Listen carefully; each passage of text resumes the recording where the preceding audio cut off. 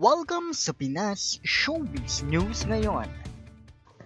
Para sa video natin ngayong araw, meron na naman po tayong fresh at nagbabagang updates patungkol kay Maine Mendoza at kay Alden Richards.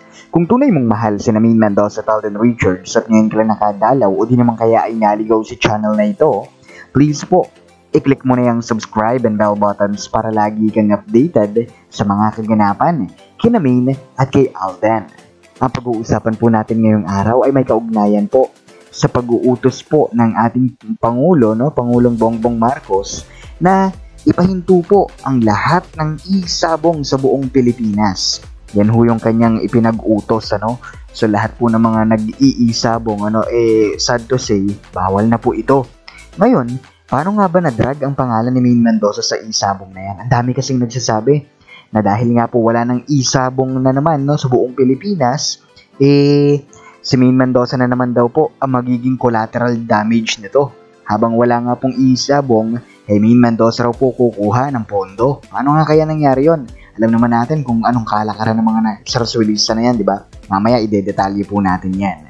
Bukod nga riyan, pag-uusapan din po natin. Ito naman pong plano, Ito yung mga naririnig natin. Meron po kasing pa-party, it's a Thanksgiving party, para po doon sa glam team at saka sa buong team ni Alden Richards, At doon nga po sa party na yun, ay naging usap-usapan po na ang target po nila, isa sa mga targets po nila, lalong-lalo na po ang main target po nila ay si Maine Mendoza sa MMFF 2023. Wala pong detalye kung si Maine at saka si Alden pong magsasama sa MMFF na yan or si Maine lang po at lalagyan po nila ng kung sino man. Basta't ang target po nila si Maine Mendoza. Yan ho yung usap-usapan ng ilang mga katrabaho po dyan ng team ni Alden Richards. Pero klaruhin po natin yan. Mas maganda po kasing klaro yung mga bagay-bagay pagdating sa mga ganyang bagay para po wala tayong agam-agam, At bago nga tayo magpatuloy pa, hayaan nyo muna magpasalamat ako sa mga subscribers and viewers natin na patuloy pong pag-support at pagmamahal kina Maine at kay Alden nang wala pong ibang hinihintay na kapalit. Lagi ninyong tatandaan, nakaisa nyo po ang buong Pinas Showbiz News ngayon sa pag-support at pagmamahal sa kanilang dalawa. At unahin po natin ngayong gabi ang komento nito pong si Miss Doris Castillo. Sabi niya rito, "Good day, advance Happy New Year Mr. Pinas. Happy New Year to all ADN. Advance Happy Birthday RJ. Siguro nga, nagkataon lang na sabay pumunta ng Japan, ang maghipag sila Maine at saka si Riza. Nasa upuan na nila RJ at Maine, na mauna, usapan pa, nasa upuan ko nasa usapan na nila RJ at Maine, na mauuna si wifey, susunod si hubby. Take your time RJ, finish all your commitments, makakasunod ka rather, sa wifey mo after New Year countdown. RJ, I wish this coming year, 2023, your own company's production movie or teleserye to your production with your wife, At Nick M. Fulkerson, movie or teleserye, I wish all the best Mr. and Mrs. Richard Fulkerson Jr. And I wish to Armin stop bashing Sarsuela to RJ and Maine, makontento na lang kayo kung anong meron sila RJ at Maine. Mr. and Mrs. Richard Fulkerson Jr. is real. Armin, alam namin galawan ninyo. ADN knows all your actions, mga Armin fans. This is the coming year of RJ and Maine. Year of the finish line is coming up. Advance Happy New Year Mr. Pinas and to your family, also to your Lola Granny. And advance Happy New Year din po sa inyo, Miss Doris Castillo. At totoo yung sinasabi ninyo. Alam po natin ang kanilang mga galawan. At hindi natin nahayaan na talagang may maagrabyado na naman sa pagitan ni Maine at ni Alden Richards. Alam na natin Diba? Taon-taon na lang At para naman sa ikalawa nating komento, mula naman po kay Miss Norma Guwiked. Sana naibigkas ko ng maayos. Sabi niya rito, mahal ni Nate si Alden. Pero, sana hanggang fans lang, huwag niyang iisipin na kanya si Alden dahil may Maine Fulkerson na. Dapat pasalamatan ni Nate, nakatagpo ng babae sa buhay niya si Alden. At yan, si Maine at naging asawa. Salamat sa tadhana, pinagtagpo ang Aldab. And I agree with you, Miss Norma Guiked, Ito po kasing ito, sa totoo lang, tropa namin po ito. Itong si Nate. No, si Nathan noon pa man ay tropa ho ng aming mga kaibigan ito na mga Aldab at saka Alden fans. Dati Aldab naman talaga siya, no? Hindi naman maikakaila yun. Pero masyado na po siyang, alam niyo yung, hindi naman below the belt, pero yung limitations, yung feeling niya kanya si Alden. Feeling niya napakahalaga niya pagdating kay Alden Richards. Yung, sabihin na natin, feeling entitled masyado. Okay? Pero, pagdating ho sa mga banat niya na patungkol kay Alden Richards, hindi mo maintindihan minsan kung fan pa ba talaga siya ni Alden Richards, ano? At para naman po sa ikatlo natin komento, mula naman po kay Miss Doris Latupan. Huwag na natin siya pag-usapan itong si Nate. Nakakasira ng mood. Pasensya na.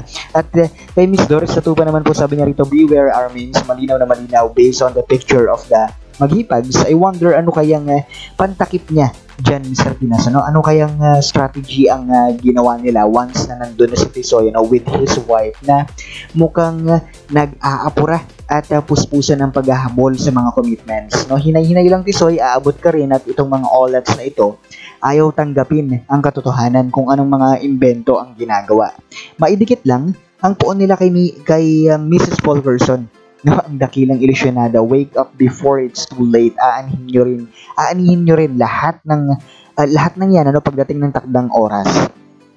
Carmi is just around the corner. Remember, no wrongdoings will ever succeed. Hindi yan aayunan ng Diyos, no?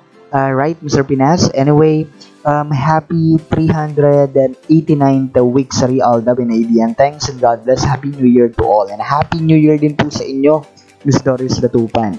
And I agree with you, no? Huwag na natin silang bombahin. Huwag na natin silang, di ba, alam naman natin yan mga una, pangalawang taon ng Sarsuela, talagang halos mura-murahin natin sila. Di ba? Pero ngayon, hayaan natin ang karma. Dahil ang bilis po talagang may karmang nangyayari. Nakita nyo naman po nangyari sa Itbulaga at saka sa Daddy's Girl. Sino mag-aakala na ang Itbulaga na number 1 and noontime, longest noontime show, 'di ba? Lumagapak po ang ratings. Ganun ho gumapang ang karma. 'Di ba? Now, let's talk about the things we need to discuss. Unahin po natin ito hong nababasa po natin sa Facebook.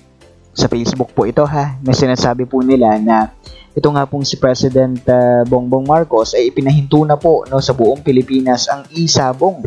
Ang number 1 na pinagkukunan ng yaman nitong si Panot. Kaya nahila po ang pangalan ni Maine Mendoza. Sinasabi nga nila ang magiging collateral damage ng ginawang ito ni President Bongbong Marcos ay si Maine Mendoza para po kay Panot. Si Maine Mendoza po, habang wala pong isabong, hanggat hindi pa ito naisa sa batas, hanggat hindi po ito nagiging legal, si Maine Mendoza ang pagkukunan ng pondo. Yan po ang pinag-uusapan sa Facebook. Nang nabasa namin, natatawa po kami. Dahil wala naman po talagang pinagkaiba kay may isabong man o walang isabong, Talagang kay Maine naman talaga kumakapit itong si Panot para mapag-usapan, para makakuha man lang, ng kung ano man na kanyang ninanais sa kanyang karera. Matik na po yun. At huwag kayong mag-alala, kahit na ano pong gawin po nilang paandar, hindi po tayo aalis sa tabi po ni Maine Mendoza. Nasa likod po tayo ni Maine para po alalayan siya sa lahat-lahat. Para nga po sa mga nakapansin ng mga pictures and videos ni Maine Mendoza na wala pong suot-suot na singsing, hindi niya po suot ang singsing na bigay po ni Panot, Tama po kayo, hindi po kayo namamalikmata. Pero nung kasama ng araw po itong si Chichirita at saka yung iba pang miyembro ng kapatid ni Maine Mendoza, biglang lumilitaw daw po kung ano-anong mga singsing. Malay natin, kung may sapilitan na naman po pagdating po sa mga photo op. Huwag kayong mag-alala. Sanay na po tayo sa mga ganyang karakas nila. At para naman po dito sa party na ginawa po ni Alden Richards, para po sa kanyang team at sa kanyang glam team na talagang social yung party, napag-usapan nga po ng isa sa mga target po nila ay ang isang Maine Mendoza. Maine Mendoza para sa MMFF. Unahan ko na po kayo, wala pong nabanggit kung si Maine Mendoza at Alden Richards ang magsasama rito. Basta't po ang kumpanya ni Alden Richards sa mangunguna rito. Okay, pero wala pong nabanggit wala pong nabanggit, pero ito pong mga pinag-uusapan po na lang ito, ang maipapayo ko lang po, sana makinig yung lahat, itong lalo-lalo na po ang Myriad Corporation. Palakasin nyo po muna yung market ninyo. Palawakin nyo po muna lahat, bigyan nyo ng experience na maganda ang Myriad bago po ninyo kunin si Maine Mendoza. Yun po ang maipapayo ko sa inyo. Kasi wala na po silang, lalong-lalo na po yung management na meron sa Maine Mendoza, wala na po silang masasabi pa sa oras na kilala na po yung Myriad. Kaya nga, kudos po sa inyo dyan. Nakuha nyo po yung Eraserheads at more activities and events pa po, no? Para po sa buong Myriad. Maganda pong intention yan. Sana nga magkatotoo na si Maine at saka si Alden for MMFF 2023, no? At sa pangunguna pa ng kumpanya ni Alden Richards mismo. But then again, wag muna natin pangunahan at ayaw natin ma-jinx sa mga ganyang pangyayari. Muli ito po ang Pinas Showbiz News ngayon.